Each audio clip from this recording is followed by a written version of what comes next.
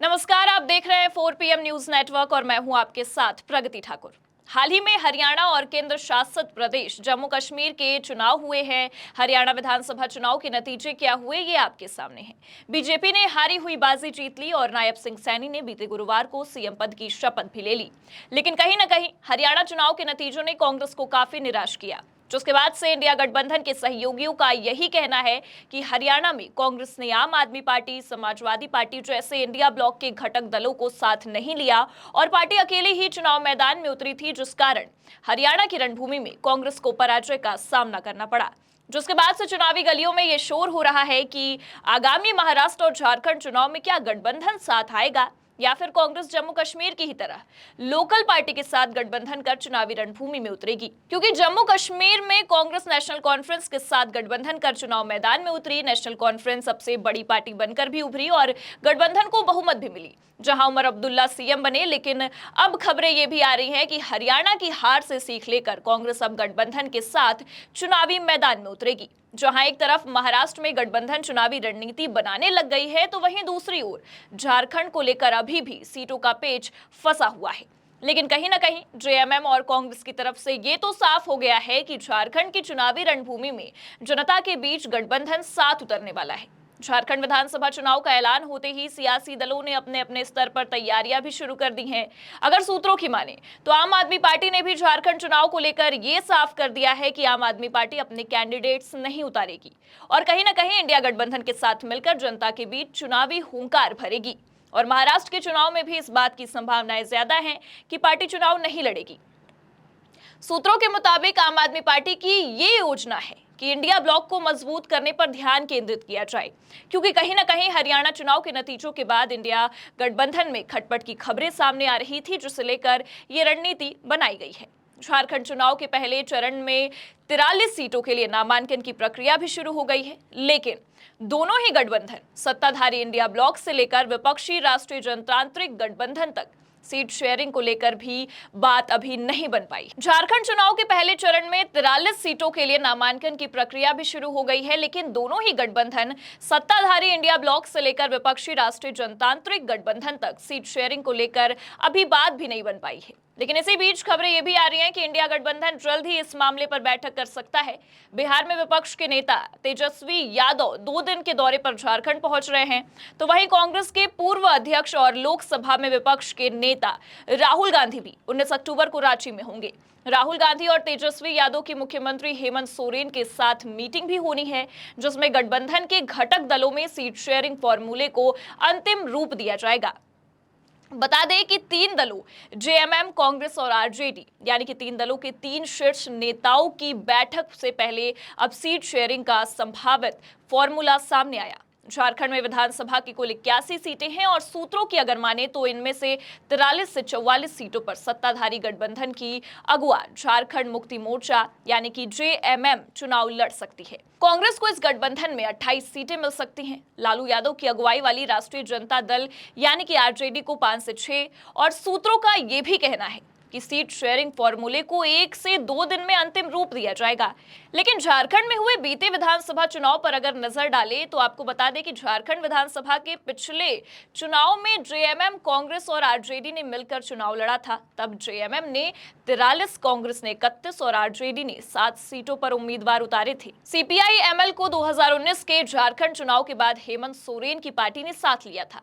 अब पेच यही फंस रहा है कि हर पार्टी अपनी पुरानी पोजीशन बरकरार रखने की जद्दोजहद में है, इसलिए जेएमएम पिछले चुनाव वाले फॉर्मूले से ही 43 सीटों पर दावेदारी कर रही है, तो वहीं आरजेडी भी 7 से कम में मानने को तैयार नहीं है। इसलिए अब संभावना यही जताई जा रही है कि जेएमएम में शामिल हुई सीपीआई एमएल को एडजस्ट करना पड़ सकता है, क्योंकि कहीं ना कहीं कांग्रेस भी 31 सीटों से कम पर मानने वाली नहीं है। लेकिन आपको बता दें कि खबर ये आ रही है कि सीपीआई एमएल भी 6 से 7 सीटें मांग रही है, जिसकी वजह से पेच फंसता ही चला जा रहा है। इसलिए कल यानी कि 19 अक्टूबर को प्रदेश इकाइयों में सीट शेयरिंग पर बात करने के लिए अब तीनों दलों के शीर्ष नेताओं को फ्रंट पर आना पड़ रहा है कि कहीं ना कहीं झारखंड चुनाव को लेकर, सीट शेयरिंग को लेकर जो दाव पेच फंस रहे हैं उस पर बात बन पाए। लेकिन आसार फिर भी कम नजर आते हैं। ऐसा इसलिए क्योंकि जेएमएम ने ही सीपीआई-एमएल को गठबंधन में लेने का फैसला लिया था और कहीं न कहीं वो चाह रही थी कि नए सहयोगियों को कांग्रेस और आरजेडी की सीटें कम कर उनके एडजस्ट कर दिया जाए। लेकिन फिलहाल अब गठबंधन की सीटों पर मंथन करने के लिए मीटिंग होने जा रही है, इसलिए कयास यही लगाए जा रहे हैं कि कहीं न कहीं सीट शेयरिंग का फॉर्मूला बन जाए और उस पर बात भी बन जाए। फिलहाल लेकिन आपको बता दें कि लोकसभा चुनाव के खत्म होने के बाद हरियाणा और जम्मू कश्मीर के चुनावी नतीजे आए, जिसके बाद से अब झारखंड और महाराष्ट्र चुनाव कई मायनों में दोनों दलों के लिए महत्वपूर्ण हो गया है, क्योंकि लोकसभा चुनाव के बाद एनडीए और इंडिया दोनों गठबंधन सही मायने में आमने सामने होंगे, जब ये साफ हो पाएगा कि सत्ता में किसकी पैठ अभी भी बरकरार है। क्योंकि लोकसभा चुनाव के नतीजे तो कहीं न कहीं बीजेपी नेतृत्व वाली एनडीए गठबंधन के लिए एक झटका साबित हुआ, जिसके बाद अब झारखंड और महाराष्ट्र में होने वाले चुनाव में एनडीए जनता को साधने की पूरी कोशिश कर रही है और कहीं न कहीं ये चुनावी पिच एनडीए के लिए महत्वपूर्ण भी होने वाला है, क्योंकि बीते लोकसभा चुनाव में 400 सीट पार का नारा देते देते चुनावी रणभूमि में एनडीए का मजाक बन गया, जिससे कहीं न कहीं नतीजों का फर्क जनता के बीच भी पड़ा।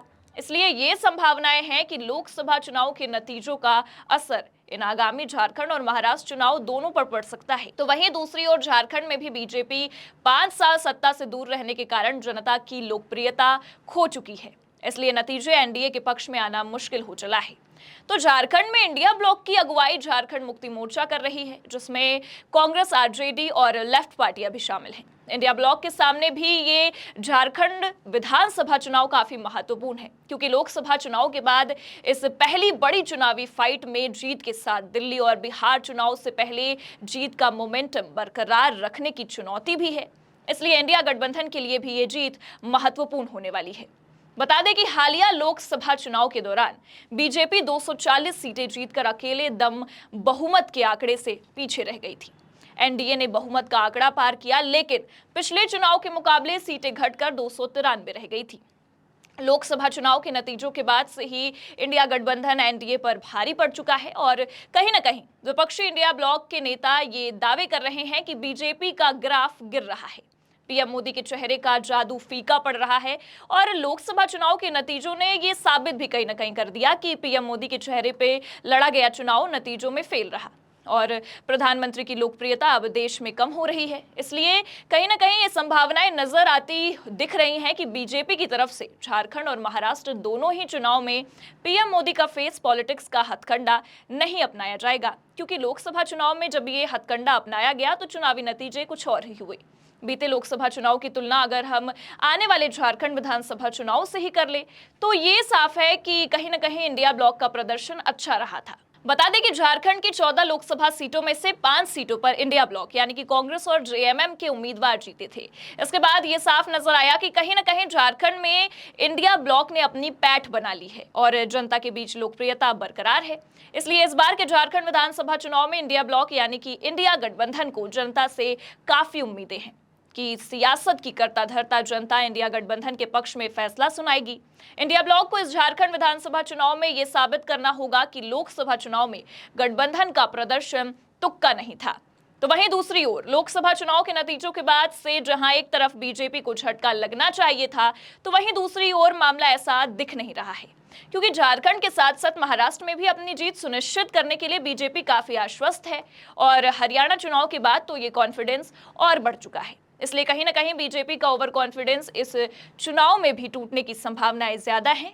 लेकिन ये सब तो आने वाला 23 नवंबर ही बता पाएगा कि झारखंड की जनता या यूं कह ले कि राजनीतिक पार्टियों की करता धरता, जिनके पास चुनाव से पहले तो कई राजनेता लोक लुभावने वादे करते नजर आते हैं, लेकिन परिणामों के आते ही रफू चक्कर हो जाते हैं। खैर, मुद्दे की बात यह है कि आने वाले 23 नवंबर को ही साफ हो पाएगा कि आखिर झारखंड की जनता का मिजाज क्या है और जनता किस पर भरोसा जताती है।